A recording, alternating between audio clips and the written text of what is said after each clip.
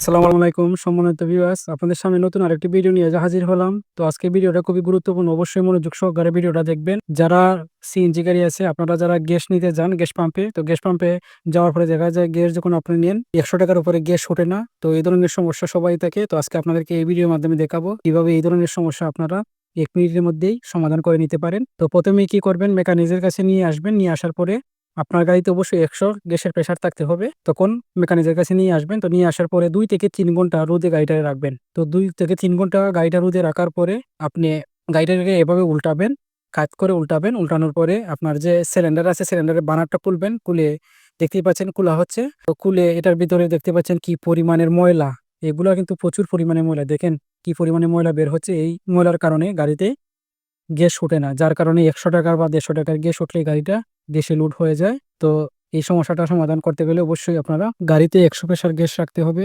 তো দেখতেই পাচ্ছেন কি পরিমাণে ময়লা বের হচ্ছে। তো আশা করি আপনি যদি এইভাবে গাড়ি থেকে ময়লা বের করেন, যেখানে আপনার গাড়িটা ১০০ থেকে ১৫০ টাকার গ্যাসে উঠে আর গ্যাস ওঠে না, তো এভাবে যদি আপনি সিলিন্ডারটা পরিষ্কার করান, আর অবশ্যই রোদের মধ্যে, প্রচণ্ড পরিমাণে রোদের মধ্যে গাড়ি গ্যাস সিলিন্ডার পরিষ্কার করাবেন।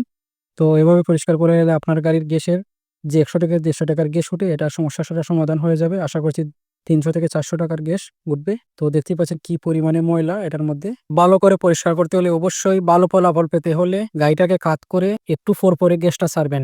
বানারটা খুলে একটু পরে গ্যাসটা ছাড়বেন। গাড়িটা আধা ঘন্টা পরে গ্যাসটা ছাড়বেন। তো দেখতে পারবেন প্রচুর পরিমাণে ময়লা বের হয়। তো দেখতে পাচ্ছেন কি পরিমাণের ময়লা বের হচ্ছে এটার ভিতর থেকে। আর অবশ্যই গাড়িটা এইভাবে ময়লা বের করার সময় গাড়িতে সাইডে কোনো ধরনের গ্যাস লাইট বা বিড়ি এই ধরনের কোনো কিছু আগুন জাতীয় জিনিস জ্বালাবেন না। তো ভালো থাকবেন। আশা করছি আপনাদের উপকারে আসবে এই ভিডিওটা। আর অবশ্যই আমাদের ভিডিওগুলা দেখে যদি কিছু শিখতে পারেন বা আপনাদের উপকারে আসে, তো আমাদের চ্যানেলটা সাবস্ক্রাইব করে পাশে থাকবেন। এবং আপনাদের ভালোবাসায় অনেক দূর এগিয়ে যেতে চাই।